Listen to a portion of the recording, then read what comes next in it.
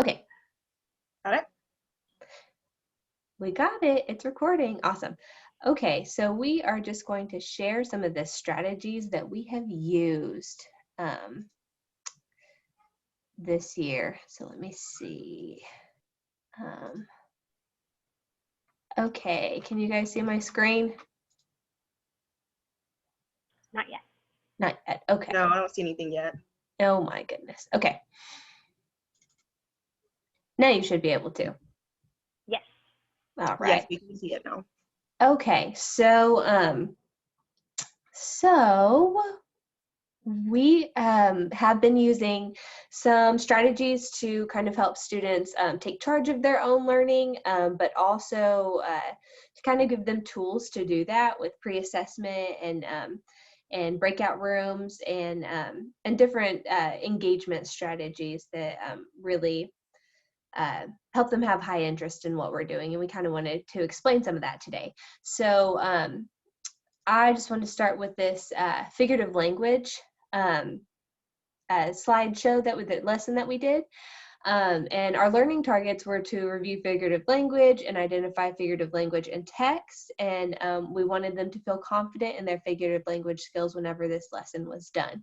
So something that we did was we did a pre-assessment beforehand. So they had the choice to go to what room they wanted based on their pre-assessment score. So we all did a Kahoot together, and then they were responsible for keeping track of how many they got right. And then based off of how many they got correct, they would go into a breakout room, and I'll let Emily kind of explain those. Okay, thanks. All right, so I'll just use what you're looking at. All right, so after they do the Kahoot quiz and they get their score, you can see there are 3 different choices for them to choose from.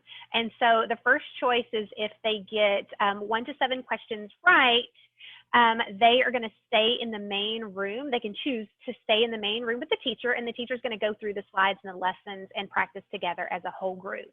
If they get 7 to 10 questions correct, so they do a little bit better, they have a choice to go in and watch a review video and then play a game. And in the games, we usually give them 3 different choices for games. Usually it's a quizzes, and then, oh, there we go. Sometimes it's a quizzes and some other games that they choose. Sometimes it's an escape room if we have one of those, and those are the more challenging choices. So we have 3 different options in that game room for our gamers. And then the third choice for them is, let me go back to that.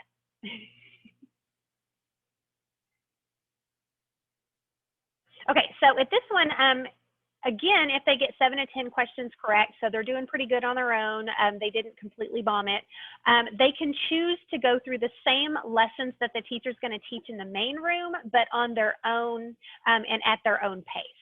So they can read through the slides and they can participate on their own.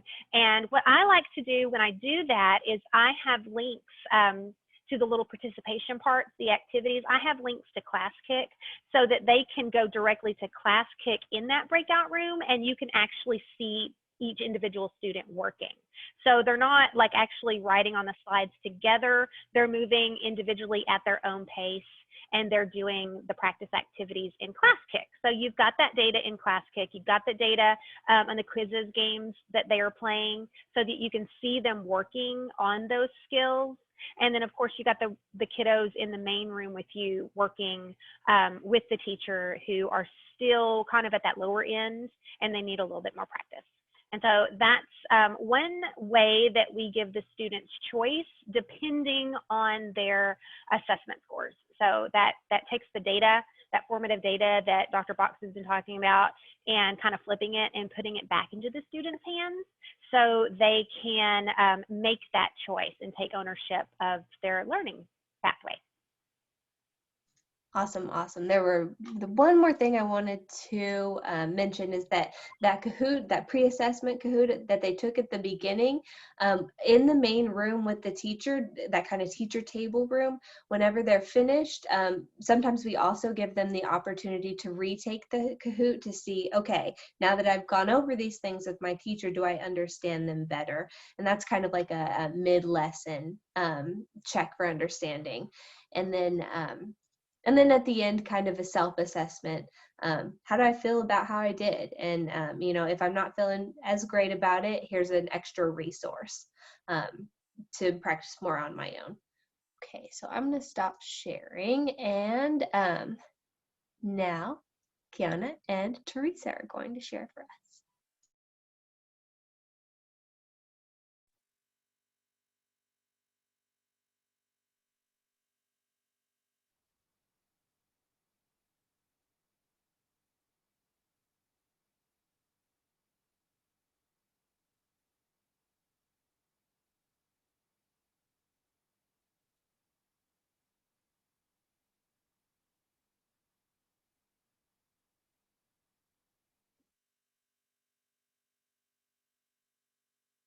Okay, with this particular screen, if you'll notice, giving students an opportunity to sort of take their own pulse as to where they feel they are in choosing their own challenge. This is furtherance of what Emily was referring to as taking ownership.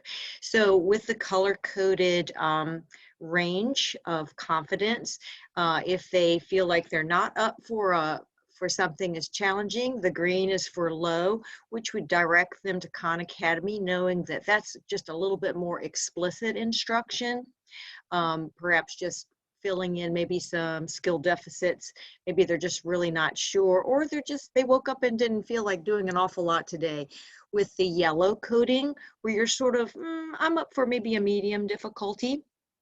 You have task cards, which are upcoming in the upcoming slides.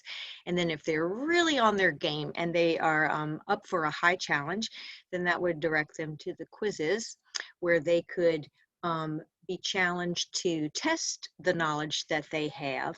And then that way it allows the student to feel a little bit more in control of what will be required of them in this particular lesson. On the next slide,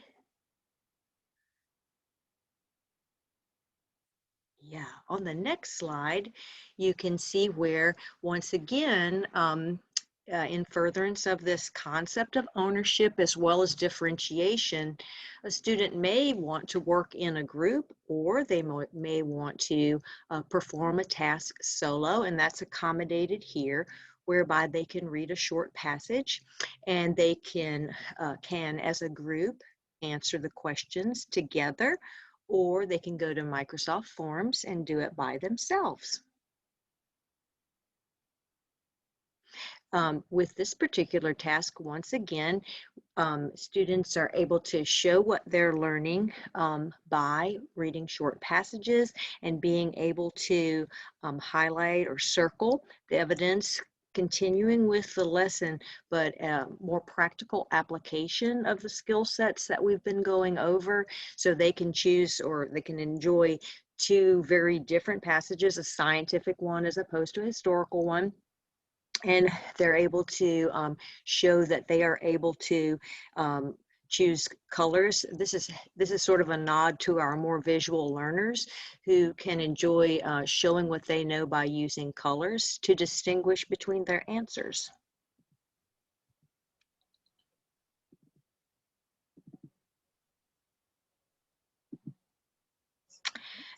And then lastly, with this particular strategy is where we can provide some tips. 1, 2, and 3, pre-select some vocabulary to allow us to front load, knowing that when they read the speech, there will be particular things that they need to be aware of so that they can later identify. So we're linking them to the dictionary, so for the important terms that would assist them in later analyzing the speech that we have them read. And then, of course, in step 3, they're able to show not only their answer to the question, but they're able to put it all together by identifying the text evidence that supports that particular answer. And the wonderful use of the emoji. Once again, I think this is appealing many times to the visual learner who may not, either for whatever reason, may not be able to capture their exact feelings with a word, but rather with a visual. And so they're able to very quickly, we can take that pulse so quickly by seeing what their face is aligned to the particular state of their comfort level with what they've been doing on a particular lesson. All right, thank you so much, Teresa. So now I'm going to show you guys just pretty much just adding on to what my remarkable team has already said. We want to make sure that we're giving students, you know, voice and choice so that they have buy-in into what they're doing, that they're engaged. And so we are always trying to connect their learning to their everyday lives. And so this particular warm-up question came from lyrics, and they may not have even known that. This was Tupac Shakur. He's very famous. Of course, you know, he's no longer living, but this is an artist that a lot of people around the world, they know. So being able to relate the students to just rap and music that's, you know, trendy, they're like, oh, okay, I can see what theme means through something that I'm actually listening to at home. So that's just another way that we try to get buy-in with the students. It's also just celebrating things that are a part of their cultures, things that are a part of things that are actually going on in their lives, and finding out the why behind it, right? And why it matters. Let's move to, here we go. So we were able to show the students a video of the first poet that was able to perform her beautiful art form on the world stage at the inauguration this year. The students were excited to see that. And so we were able to tie back this particular event to ELA learning with poetry. And we know that anytime we're talking about poetic devices and things of that nature, that can be challenging for many students. But when you're able to kind of show them what's happening in the world today and how that ties into what we're learning about, they're like, oh, okay, let me listen. Let me see what's going on here. And so this was very great to share with the students and have them be a part of. We also did the same thing with getting the apps. We know students stay on their phones. I have a teenager. He loves being on his phone. They know what apps are. So if we can give them something that's engaging or appealing to their eyes, they're like, whoa, what's going on with this lesson today? Let me see what's going on. So we add that into something that they're interested in, something that they actually care about, right? And show them why it matters. So one thing we were able to do, my team and I, which I absolutely loved, we were able to create a poetry cafe. And so, of course, this is more typically going to fall on your last day of instruction for the week, because you've already laid the foundation for your students. You've already figured out what students need a little more guidance. You know what students can work independently. So this was a treat. Okay, now we're going to go on a field trip. Now we're going to go attend this poetry cafe. We're going to get to indulge in all of these delightful things that we learned about throughout the week. So we gave them a menu. You know, they have their coffee, tea, and brunch. And so we differentiate our instruction by providing everything they just learned, but we let them know, hey, you choose your learning. You get to choose how you best show us that you are an expert at this now, that you master that standard. We're not going to give every student the same thing because they don't need the same thing. So we let them know that your unique learning needs, they matter, and we want you to know what they are. And so we've already set our students up for success. We're equipping them to be successful. And so they love getting things like this. They know on Thursday, okay, it's going to be party time. We're going to get to really show what we know. And so they love doing these things. So we have a TikTok. We know a lot of our kids are into TikTok now. So tell me the theme of your chosen poem without telling me the theme. They rocked it. They love seeing that. Oh, you know what? This is something that I do on an everyday, right? they get to use whiteboard tools. If we have some artists, little Picassos in the building, you know, they get to do that as well. And we also have those students that need to just speak. Maybe they're not into, you know, writing or drawing, but they have very powerful oral gifts and talents. Okay, so we give them Flipgrid as an option.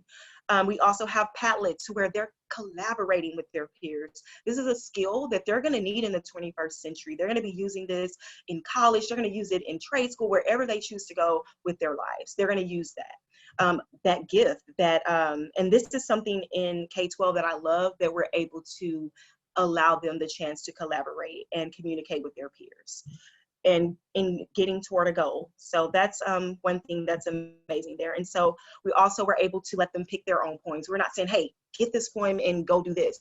We want them to choose. We want them to know that their education is important, what they're learning is important, and it should be unique. It should be cherished by them, not us, right? Because we're not them, they're not us. So we want them to be able to be in control of their learning. So that is it. And just like Mrs. Teresa said here, going back to those emojis, we know that that's how they communicate a lot of times. So even if we have someone that's really shy, they're like, I don't want to let everyone know I don't have it yet, right? But if they give an emoji, it's more like, okay, boom, there you go. I'm not all the way there yet, but I'm going to get there. It's just a little more friendly, right?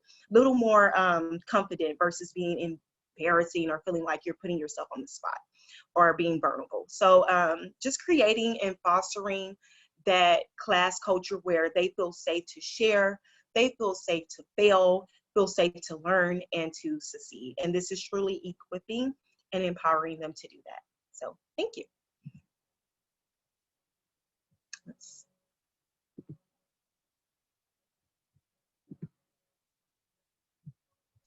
All right, we hope you guys enjoyed. Feel free to email with any questions you have about what we went over today. Anybody else have any final remarks? Have fun. Have yeah, fun. have fun. If you're not having fun, your students are having fun. So have fun with it. Isn't that the truth? All right, y'all. Thank you. Bye.